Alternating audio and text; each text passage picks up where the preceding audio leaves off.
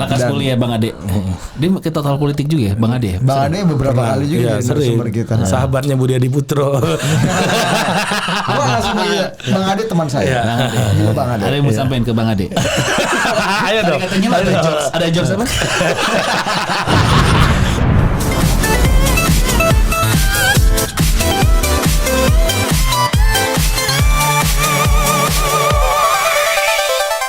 Lucunya negeri ini kali ini spesial kita numpang syuting di kantor Total Politik. Apalagi di Pol Pot itu berapa 3 juta orang yang Kalau orang korupsi itu harus dicek dulu, maksudnya orangnya sopan apa enggak. Disuguhkan dengan angka-angka pertumbuhan yang semu, ya.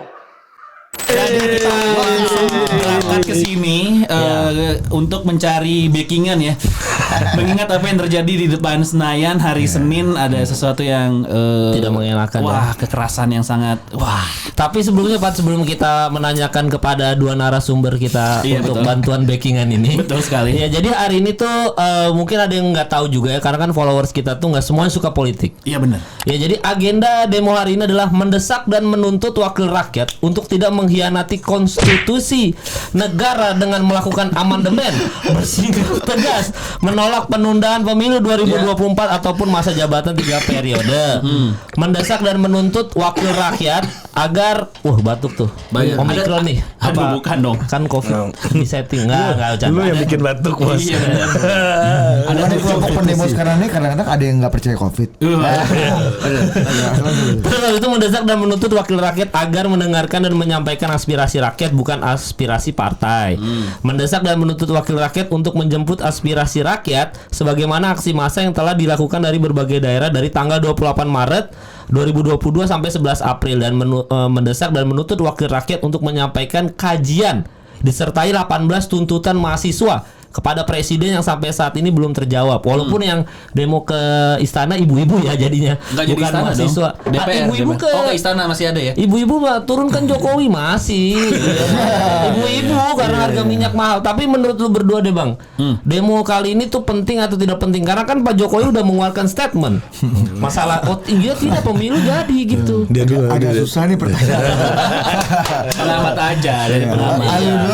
Apa udah terlanjur terschedule jadi udah bikin statement lagi. Iya. Kita berangkat aja deh gitu. Kalau gue sih ngelihatnya apa yang terjadi hari ini tuh bentuk dari freedom of speech ya, bahwa di negara demokrasi negara itu harus melindungi hak warga negara gitu. Kalau kita lihat di dalam konstruksi ya kita kan sebagai negara banyak bicara mengenai berkiblat kepada demokrasi di Amerika gitu misalnya. Kalau di Amerika kita orang Amerika kalau soal bicara soal demonstrasi pasti ngomongnya First Amendment. Betul. Ya kan? Stand up juga gitu. Karena freedom of speech. Setelah freedom of speech, lu ada Second Amendment itu melindungi diri gitu, to defend gitu. Nah, ini merupakan menurut gue bagian dari bagaimana orang menyampaikan kebebasan berpikir dan kebebasan beraspirasi gitu. Dan ada hal yang patut diapresiasi bahwa pemerintah memberikan ruang dan memberikan ruang udah pasti ya karena itu hak gitu ya. Ya nggak perlu diberikan tapi memang memberikan perlindungan terhadap hak gitu. Nah ini yang perlu kita lihat bahwa demo berjalan relatif aman dan terlindung. Cuma ada satu insiden ya. Ada noda ya. Ini kalau bahasa pepatahnya ini gara-gara satu titik senilai rusak susu sebelanga. Segala kebaikan yang tadi Ari katakan, kebebasan, perlindungan terhadap kebebasan, perlunya pemerintah juga dikontrol dan tidak hanya pemerintah karena demonya di depan parlemen memberikan tekanan juga kepada wakil rakyat yang ada di balik tembok parlemen itu untuk tetap melihat dan menengok apa sih aspirasi rakyatnya. Tapi lagi-lagi tadi ada satu noda yang menurut gue ini menjadi cemar dan membuat kan selama ini ya sejak reformasi 98 kemudian kita lihat tuh hampir demonstrasi besar yang terakhir yang melibatkan gerakan mahasiswa itu terakhir terjadi ketika Omnibus Law, tapi sebelumnya yang paling gede juga reformasi di korupsi ya ketika KPK ya. Undang-undang KPK diputuskan dengan secara cepat, sepihak dan terstruktur sistematis oleh anggota parlemen yang ada di balik tembok itu. Nah, sekarang ini kemudian akhirnya muncul lagi asa harapan bahwa gerakan mahasiswa masih ada. Pemerintah dan DPR tidak bisa hanya kong kali kong. Tapi alma maternya Ari nggak ikut. Iya. Alma mater lu juga dong. Jadi apa cemarnya itu cepat jelasin. Gue tadi dipukulin Bang Ade. Bang Ade. Kalau gua kira Bang tadi cemarnya itu adalah bukan masalah dipukulin, tapi tidak ada statement dari Pak Maruf Amin. Karena saya kadang-kadang begini Pak Maruf Amin agak berisiko ya. Enggak, maksudnya kan kadang-kadang statementnya gue adalah orang yang menantikan statement Pak Maruf Amin. Iya, tapi Pak Maruf Amin masalahnya masih boleh nyalonin lagi, Bang. Iya kan. Jadi main aman. Ya nggak ada masalah dengan Pak Maruf Amin. Jangan lupa demo besar tahun 2016, 2017 itu karena satu fatwa. Iya. Nah ini gue boleh nge-share sesuatu dari media lain nggak ya? Boleh. Gue abis mempublis tulisan gue di Detikcom, gitu kan. Kejadian hari ini? Iya dia enggak.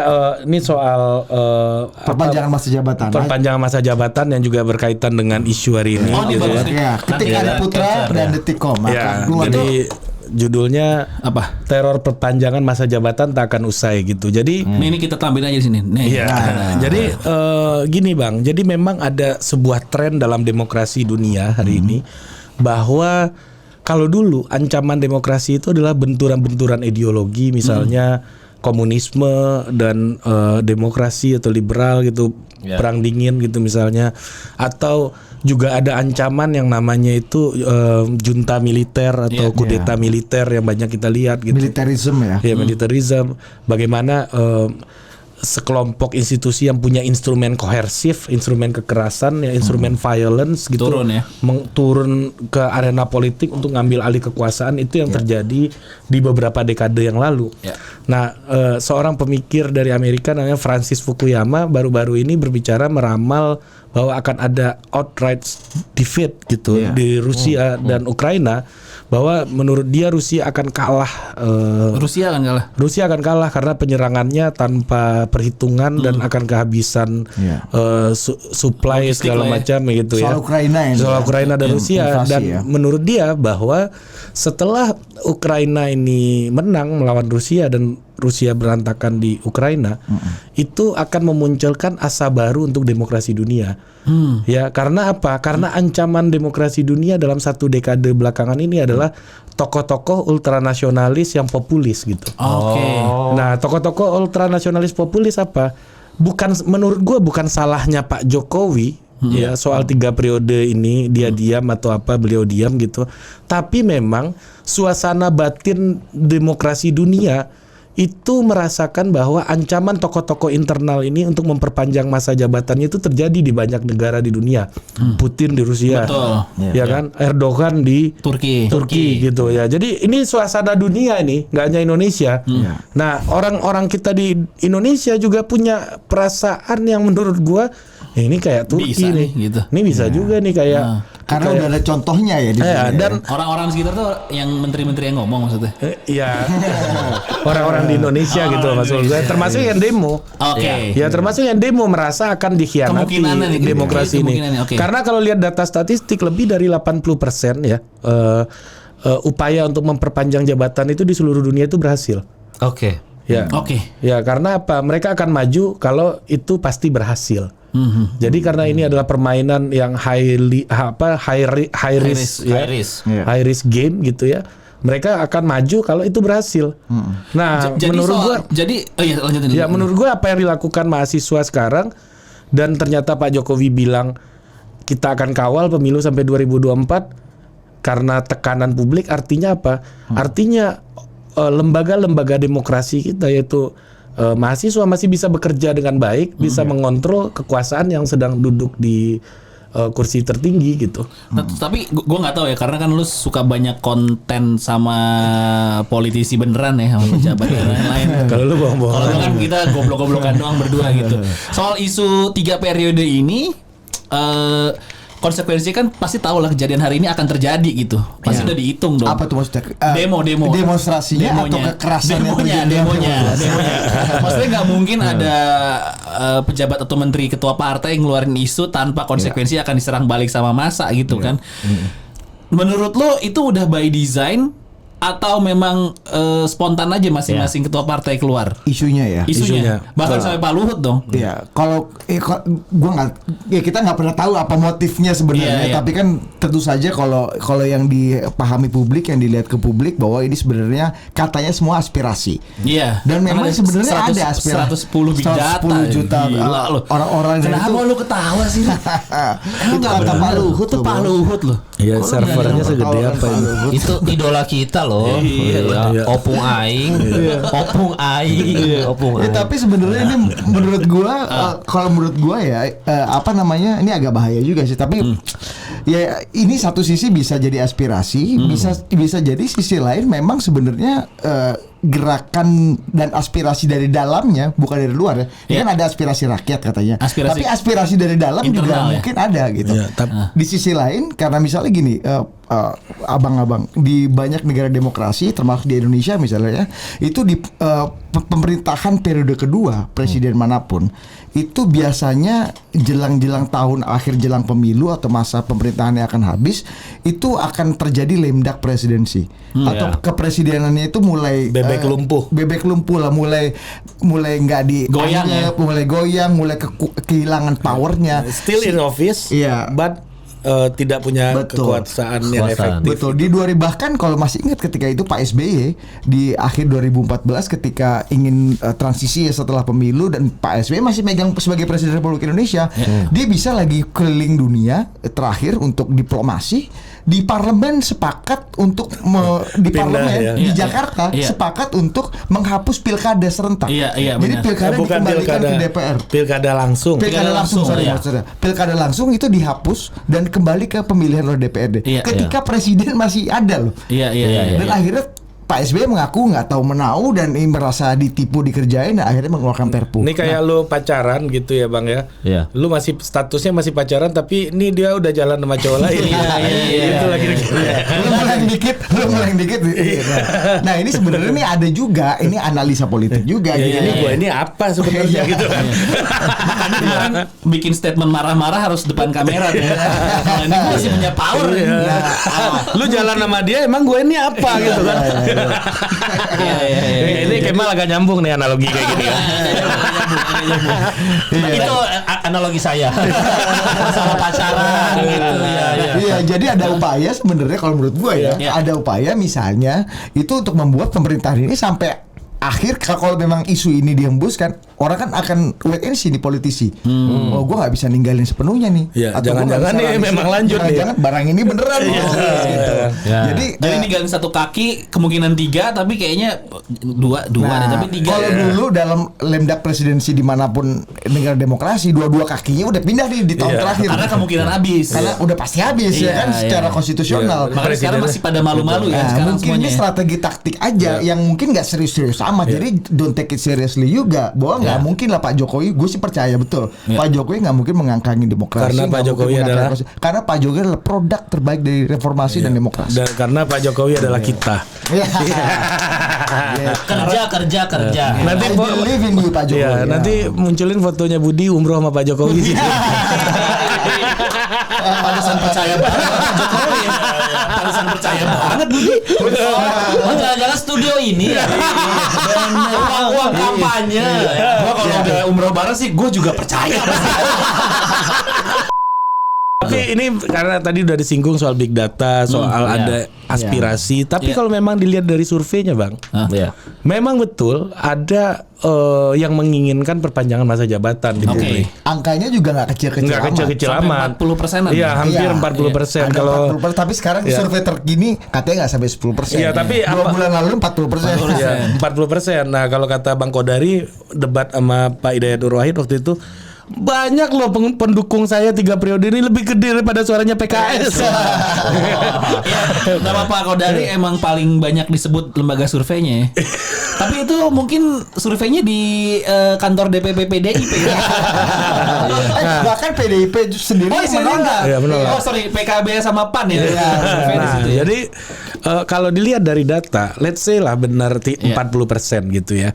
Yang pengen perpanjang. Yang pengen perpanjang gitu. 40% yang pengen perpanjang. Yang tidak ingin perpanjang 60%. Nah, tetap mayoritas. Ya, tetap mayoritas satu. Nah, kedua ada hipotesis begini yang bilang bahwa kepuasan terhadap Pak Jokowi kan argumennya soal approval ratings. Bahwa kepuasan terhadap Pak Jokowi itu 70%. Betul. Artinya kalau lanjut ya kelompok yang puas juga senang-senang aja. Benar. 30% yang tidak puas gitu terhadap Pak Jokowi gitu. Ini juga dijadikan argumen untuk memperpanjang masa jabatan gitu.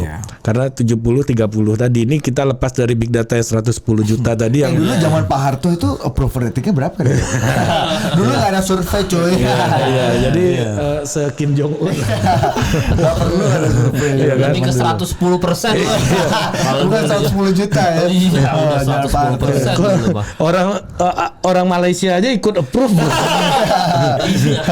Singapura di survei itu kan. Itu dianggap persemakmuran Indonesia. Nah, jadi ada 70% yang puas dan ada 30% yang tidak puas. Tapi itu approval rating. Tapi kalau kita bicara soal stabilitas politik negara, itu ada yang bisa kita kaitkan dengan involving level. Oke. Apa pula itu? nih? Ya, jadi dia harus kasih bahasa-bahasa yang membuat kita akhirnya apa tuh?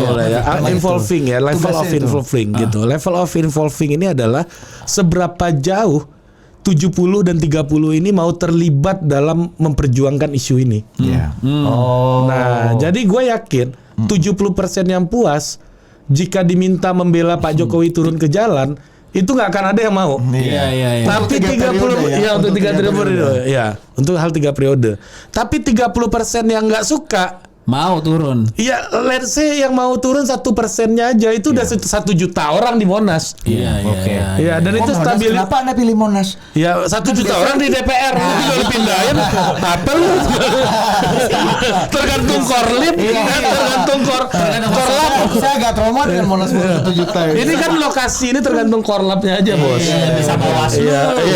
Ya udah, bisa tahu lu. jelas perpindahan ibu kota negara, istana negara pindah ke Monas. Jadi epicentrum nanti akan susah tuh demonya ke IKN ini.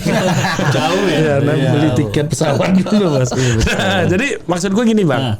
Dari 30% yang tidak suka Pak Jokowi atau tidak puas, itu 30% dari 260 juta orang berapa? Waduh. Ya sekitar 76 juta ya. Iya. Sekitar 76 juta ya. Nah, 1%-nya aja 700.000. Ya 7,6 juta, Bang. Iya benar. 1%-nya aja yang mau turun ke jalan udah lumpuh Jakarta dan lumpuh Indonesia, Bang. Dan mereka bisa saja mau membela itu karena ini militansi ya. Iya, nah makanya gue bilang tadi bahwa mungkin meskipun belum ada ukuran survei untuk mengukur militansi belum ada. para pendukung ini. Tapi by teori yang tidak setuju terhadap establishment itu pasti lebih militan gitu. Nah, menurut gua ya yang terjadi hari ini itu bentuk dari involving tadi gitu. Involving dan mungkin belum 0,0000 berapa ya, gitu. Mungkin aja bisa 1% gitu. Dan yang turun di yang tadi. Mungkin aja nanti bisa 1%. Nah, ini yang harus betul-betul dihitung ketimbang big data yang 110 juta ini. Nah, maksud gua 110 juta itu setuju, tapi involvingnya mungkin nggak segede yang tidak setuju gitu. Karena lebih militan ya. Lebih militan. Sama gitu. ini juga tapi kalau misalnya isunya cuman 3 periode gue nggak tahu ini kebetulan atau emang by design ya. Karena kan secara akumulasi demo hari ini juga ngebahas soal minyak goreng, harga semuanya. Nah, itu tuh emang gue gak tau, bahkan ada yang ngebandingin ini sama 98 ekonomi 98 akhirnya akumulasi masyarakat akhirnya turun ke situ. Nah, siapa itu Pat ngebandingin sama 98? Ya banyak lah. Baca dong. Kalau yang isunya dari jadi ada demo yang bersamaan dengan 2 isu yang berbeda ya. Kita nikmati aja mereka lempar-lempar. Jadi enggak, menurut lo itu sebuah kebetulan atau memang isu ini akhirnya dikumpulin untuk terjadinya hari ini? Nah, gini Bang, kalau menurut gua ini ada di tulisan gua yang ini juga. Gua baca tulisan Ari. Ya, gue ada singgung. Terpopuler. Gue ada singgung situ bahwa jadi di zaman Orde Baru itu. Gue potong ya, soalnya bukan cuma di Jakarta kan, beberapa kota di Indonesia juga semuanya turun kan. Zaman Orde Baru, Bang. Itu apakah lu selalu bilang publik selalu paham hari ini karena post otoritarian rezim gitu ya. Kita selalu paham bahwa Pak Harto itu otoriter. Nah, padahal kalau lu bedah lagi semua 3 dekade Pak Harto memimpin Indonesia, itu level of authoritarianism-nya itu naik turun. Pas ekonomi lagi bagus, otoriternya makin kenceng. Pas ekonomi lagi turun, dia lebih demokratis. Lebih demokratis dan lebih terbuka. Lebih terbuka gitu. Jadi gue bilang di tulisan gue bahwa otoritarianisme itu butuh biaya. Oke. Nah, butuh biaya dan lu butuh uang yang banyak untuk membiayai kehendak lu untuk berkuasa, kehendak lu untuk menjadi otoriter. Ibaratnya kalau lagi banyak duit boleh lu banyak maunya. Iya, banyak maunya gitu. Nah, menurut gua ya apa yang terjadi hari ini, kalau itu terjadi di zaman Orde Baru, Pak Harto akan buka keran demokrasinya, gitu. Ya kan, dia akan buka itu ruang dialog dan buka itu ruang diskusi. Karena apa? Karena ekonomi dunia lagi nggak oke-oke banget. Betul. Ya kan, kalau ya ini kan mungkin ada harga komoditas ya lagi bagus ya, tapi tetap aja ini nggak seperti oil booming zaman dulu gitu. Harga komoditas yang tinggi untuk CPO, batu bara dan macam-macam kan akan mendatangkan pajak dan pendapatan yang besar buat negara. Tapi jangan lupa kita juga harus keluar uang cukup banyak ketika harga minyak juga tinggi. Karena kita net importer. Nah, ini jadi sama-sama impas aja gitu. Nah, jadi kalau sesuai dengan isu yang sekarang, Bang, berarti sebenarnya Pak Jokowi bisa dong membuka ruang demokrasi dong. Harusnya itu. Dan menurut gua Pak Jokowi udah membuka ruang demokrasi dengan membiarkan dan mengawal sebenarnya jalannya demonstrasi, meskipun lagi-lagi tadi ada cemar yang kita sayangkan bersama. Jadi message demonya jadi nggak terlalu kedengaran ya. Malah message cemarnya ini yang lebih kenceng. Message cemar dan dari ini bisa dijadikan alasan juga sebenarnya ini dua sisi ya. Yang pertama kita semakin tidak percaya pada demokrasi, dan yang kedua nggak percaya sama gerakan mahasiswa. Ini bahaya. Ketika kita udah memupuk kepercayaan pelan-pelan gitu ya, setelah lama katanya oposisi sudah 80% nggak ada gitu misalnya. Sekarang 80% lebih gitu ya, di parlemen. Itu ya. ciri populis government. Betul. Ya, bahwa oposisinya nggak ada. Nggak berjalan gitu ya. Di mana internal aktor ini bisa take over kekuasaan gitu. Nah, itu pola itu terjadi di seluruh dunia dan termasuk itu masuk ke kepala kita semua. Betul. Ya, secara langsung Jadi maupun tidak langsung gitu. Pengkonsolidasian demokrasi dan kekuatan itu udah terjadi sebenarnya. Nah, makanya kemudian ada asa dengan masih dibukanya ruang aspirasi publik. Masih ada gerakan mahasiswa yang pure, genuine untuk menuntut hak-haknya dan mengutarakan aspirasinya. Termasuk juga nggak apa-apa ada demonstrasi yang bersamaan dengan isu kenaikan harga bahan pokok segala macam. Itu kan juga isu-isu yang genuine dan secara demokratis dibiarkan dan dilindungi hak-hak mereka untuk bisa berdemonstrasi. Dan ini buat ngingatin juga gitu ya, bahwa ini situasi lagi nggak baik. Otoritarianisme itu butuh biaya. Lo apa yang bikin lo yakin sih? Jangan lupa kalau kita lihat pork barrel policy itu bisa terjadi. Pork barrel policy itu policy yang dipakai untuk memberikan insentif, nikmat gula-gula bagi banyak orang. Ini maksud lo BLT. Padahal kalau dibilang 300.000 itu. Padahal kalau dibilang lagi otoriter butuh biaya, Pak Jokowi lagi banyak loh, kan 7.000 triliun. Wah, itu utang. Sekarang ngantongin banyak uang gitu. Kita target penerimaan pajak aja udah solve karena memang harga komoditas lagi tinggi banget. Tapi harga minyak, harga minyak juga tinggi. Ini Pak Ahok nih. Agak impas barang, tapi secara umum kita lumayan untung. Jadi fiskal kita justru malah lagi sehat justru sekarang. Makanya kemudian ide Pak Jokowi untuk tetap melanjutkan proyek ibu kota negara baru, ibu kota Nusantara itu tetap jalan karena memang ruang fiskalnya kalau memang diprediksi harga komoditi nikel kita kan kaya di nikel, kaya di CPO, luar biasa di batu bara, geothermal, dan ini tahun-tahun ke depan akan tetap jadi primadona. Harga minyak bisa turun, Dri, karena itu kalau misalnya Rusia Ukraina misalnya udah lebih soft, udah lebih damai, kapan itu? Produksi minyak gini. Yang berperang aja nggak tahu kapan berakhir. Nah, makanya lu mau berharap sesuatu yang nggak pasti. Iya, artinya kemungkinan karena artinya lu menyerahkan nasib negara ini kepada takdir gitu loh. Iya kan? Tapi ingat dulu apartheid itu bisa jatuh misalnya, rezim apartheid bisa jatuh itu karena sanksi internasional yang luar biasa.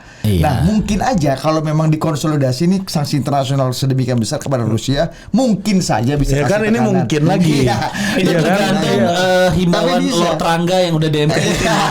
Mendampingi Putin ya di belakangnya. Masa kita menggantungkan nasib kita ke Biden dan lain-lain? Katanya politik luar negeri bebas aktif. Gimana? Betul. Tapi tergantung. Lagi-lagi. Pokoknya ini yang penting demokrasi dan kebebasan dijamin. Silakan beraspirasi. Ya kan? Boleh. Silakan aja. Tarung bebas orang secara kalau dukungan. udah umroh sama Jokowi gitu.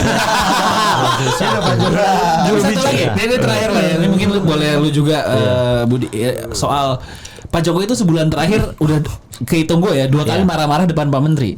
Dari mulai barang-barang impor, terakhir soal sama isu 3 periode. Tapi belum pernah marah-marah depan Bu Mega. Kalau Bu Mega baik-baik ya, nggak usah dengar. Lu sebelum dia jawab ya, lu cerita lu sama Bu Mega, Dir. Oh, lu pernah ketemu Bu Mega? Pernah. Yang itu lu moderatorin diskusi. Pernah dimasakin nasi goreng nggak? Enggak ya. Gue pernah dimarahin Bu Mega, Bos. Oh, kenapa? Gara-gara dalam sebuah diskusi gue jadi moderator, gue manggil Ibu Mega tuh Eyang. Ya Allah. Saya itu meskipun sudah jauh berumur di atas kamu, tapi masih belum pantas dikatakan Eyang lah kurang lebih. Jadi manggil tante. Nggak, gue panggil ibu tetap. Baik ibu. Nah, terus terakhirnya, gimana nih cara membuat Bu Mega yang tadinya marah-marah sama agak kesal ya mungkin sama gue. Baik lagi. Dia manggil gue tuh Dek Budi. Dek Budi. Terus gue terakhirnya ngomong gini, ya meskipun ibu tadi manggil saya Dek Budi, saya izinkan saya tetap manggil Ibu Mega dengan sebutan ibu. Karena saya nggak berani manggil Kak Mega. Dan alhamdulillah Ibu Mega ketawa. Selamat. Bagus. Pintar juga Ibu Mega ya. Tapi pertanyaan gua apa ya? Itu. Bahasa komunikasi. Isunya mau kemana? Mau ke reshuffle?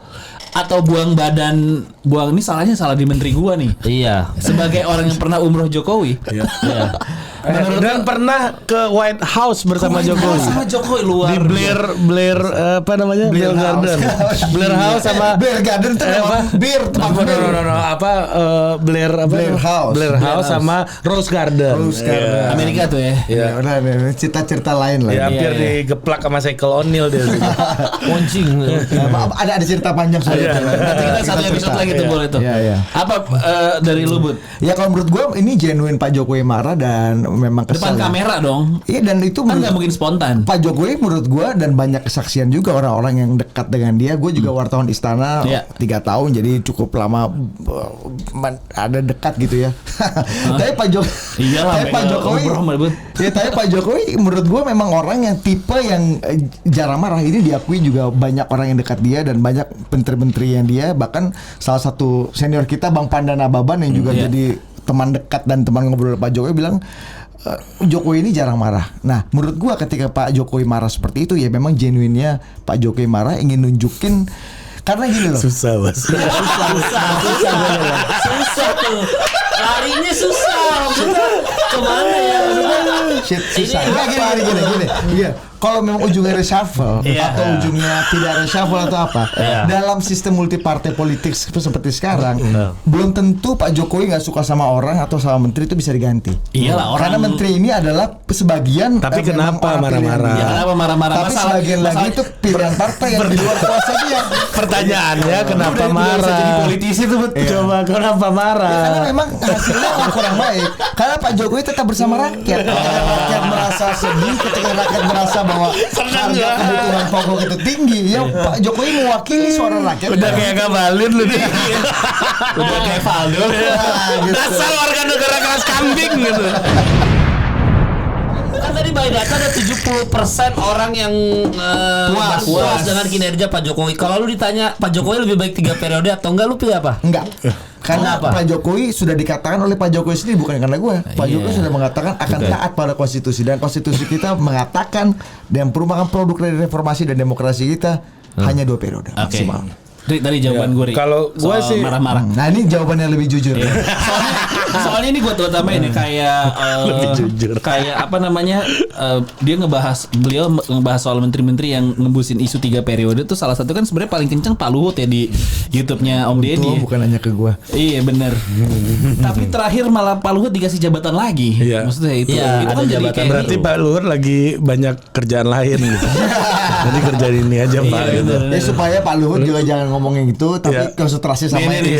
Gue kasih kerja lagi nih Pak. Masih ada waktu lo ke rumah Om Deddy Corbuzier. Udah Isu marah-marah nih. Isu marah-marah menurut gue gini ya, apa namanya? Ini memang kultur kalau di Amerika itu misalnya nggak ada menteri kan, mereka nyebutnya Secretary of State, Secretary of Defense, Secretary dan lain-lain, karena memang orang-orang ini yang memegang secret dari presiden, karena itulah executive body itu filosofinya kayak gitu, bahwa ada presiden yang rahasianya disimpan oleh orang-orang yang membantunya satu sama lain gitu.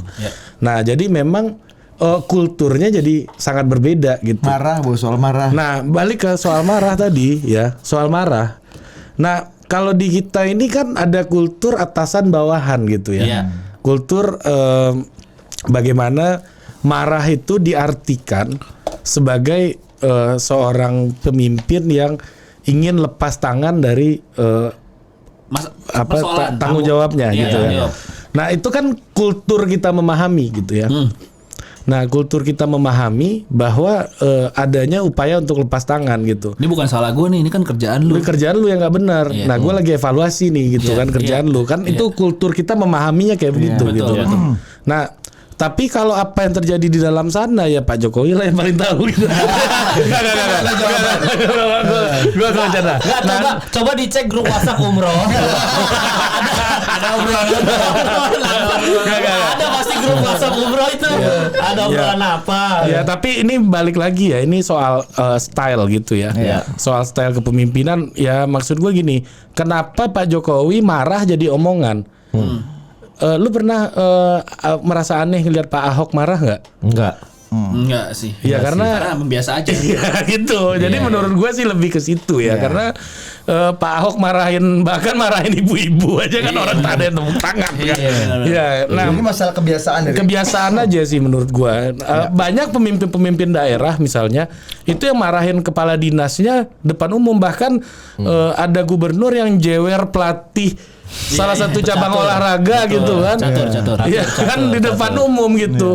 Nah memang lagi-lagi kalau gue style leadership aja. Ya, style komunikasi. Style bukan hanya style leadership, tapi bagaimana kita punya persepsi mengenai orang ini gitu. Oke. Kalau gue sih ngelihatnya gitu, karena Pak Jokowi kan nggak pernah marah depan umum. Ada satu gitu. joke Pak Jokowi yang waktu itu Pak Ahok dapat ini Bung Hatta Anti Corruption Award tahun 2000 berapa lah, gue lupa. 2014 gubernur ya. 14. Ya dalam pidatonya Pak Jokowi ngomong gini, Pak Ahok itu beda saya sama Pak Ahok. Pak Ahok itu sebelum mencat orang dia pasti maki-maki dulu, abis itu dipecat. Kalau saya tuh nggak pernah maki-maki, tapi besok dipecat. Pak Jokowi pernah ngomong gitu, tapi besoknya hilang. Nah misalnya kayak itu ya, misalnya kalau lu nonton film Godfather gitu misalnya. Ya kalau lu dia omel-omelin sama Don Corleone berarti dia sayang sama lu gitu. Iya kan? Tapi kalau lu didiemin, hati-hati aja nanti ada kepala kuda dalam selimut lu gitu kan. Itu makanya yang terjadi sama kepada Bu Risma ya. Saya tuh dia sayang. Kalau lu tahu dulu ada Jenderal Gatot Subroto yang sekarang dinamakan jadi nama jalan, ada RSPAD gitu. Dulu Pak Gatot itu Jenderal Gatot itu cara mengungkapkan dia sayang sama anak buahnya itu dengan katain monyet kau gitu-gitu. Ada lagi salah satu pemimpin jenderal juga, kalau anak buahnya nunggu digampar, karena habis digampar kalau berdarah kasih duit, ada juga kayak gitu. Nah jadi beda-beda ya. Jadi merasa bahwa kalau belum dikatain monyet atau belum dikata-katain kasar gitu, itu wah berarti gue salah apa nih? Malah kebalik gitu. Ya tapi kalau gue sih ngelihat kalau Pak Jokowi ini lebih ke kesel sih.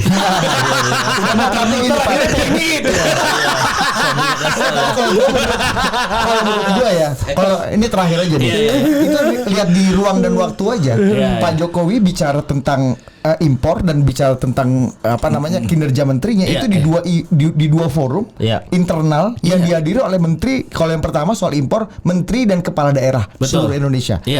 Yang kedua di rapat kabinet paripurna, isinya menteri semua. Kalau Pak itu menurut gue wajar karena dia menegur dan mengevaluasi kinerja menteri dan bawahannya di forum yang tepat. Kalau Pak Jokowi di level di misalnya lagi panen raya gitu di mana-mana terus tiba-tiba ngeritik soal pemilihan presiden atau kenapa nih operasi terus nih soal 3 periode, itu baru kita bisa analisa. Jadi kok di sawah kok Pak Jokowi ngomong 3 periode nggak nyambung.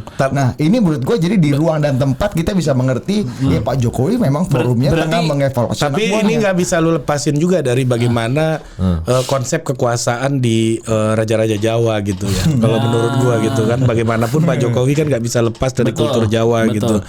Ya, bagaimana apa namanya, panggung kekuasaan itu dihadirkan di panggung-panggung gitu. Jadi kekuasaan itu selalu butuh seremoni. Iya biar kelihatan ada powernya ya. Iya, kelihatan ada powernya. Dia butuh seremoni, butuh objek juga untuk memperlihatkan powernya. Ya jangan-jangan sih gue merasa memang di beberapa waktu belakangan ya, karena banyaknya orang yang bicara, banyaknya orang yang mengatasnamakan presiden, istana segala macam, Pak Jokowi ingin mengambil kembali tongkat komando gitu. Iya, ini power nih gue masih ada. Iya, ini gue ya seperti yang Budi bilang tadi, gue belum lemdak nih. Ya kan, nih gue masih bisa omelin lu dan gue masih bisa ganti lu kapan aja. Ya udah nih, gue masih punya kekuasaan dan caranya adalah menampilkan itu.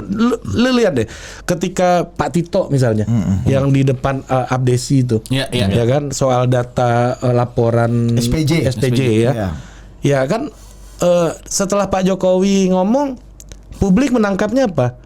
Ya terhibur, tepuk tangan semuanya. Iya kan? Tepuk tangan. Ini panggung aja gitu loh. Nah, padahal itu bisa aja dilakukan di forum-forum yang lain. Ini panggung aja. Jadi memang butuh ya kalau bahasanya Budiman Sujatmiko, kalau lu nggak bisa kasih roti, kasih sirkus gitu. Nah jadi ini bahasanya Budiman. Ini di zaman Julius Caesar. Jadi kata Caesar, kata Caesar dikutip oleh Budiman dan gua tahu itu. Kita kalau gua bilang Caesar kan kejauhan.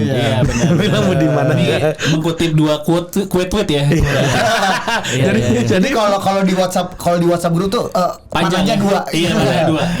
Ya, jadi ini semacam entertaining ya kepada base-nya Pak Jokowi. Kan emang culture gitu. Iya, ini dia lagi bicara sama base-nya. Hey bro, siap-siap nih. Gua nanti mau endorse siapa, atau gua mau lanjut lagi, atau gua mau gimana habis ini. Kan pernah Pak Jokowi, kalau gue melihat kejadian ini dia, ini harus terkoneksi waktu Pak Jokowi ketemu relawan dulu. Gimana tuh? Tunggu dulu, sing sabar katanya.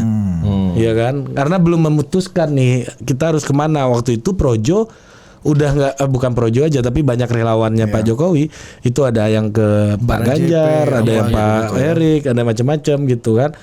Nah, kaku dulu nih gitu. Jadi memang bagaimana menghadirkan kekuasaan itu di panggung depan itu sebagai bagian dari pertunjukan. Karena lu lihat deh, ini sama seperti ribuan orang menjemput Habib Rizik ke bandara. It's part of the show gitu. Ya, untuk menunjukkan kekuasaan gitu. Ya kan, mengelilingi Monas. Apa guna mengelilingi Monas? Untuk menunjukkan kekuasaan gitu. Oh gitu ya. Ya, untuk menunjukkan kekuasaan bahwa gue pikir mau kumpul aja. Iya, ini kalau antropolog reuni. Kalau antropolog Clifford Geertz itu bilang ini the theater state gitu. Theater of state ya. The theater state. Jadi negara teater yang mana kekuasaan itu ditunjukkan melalui pertunjukan-pertunjukan gitu.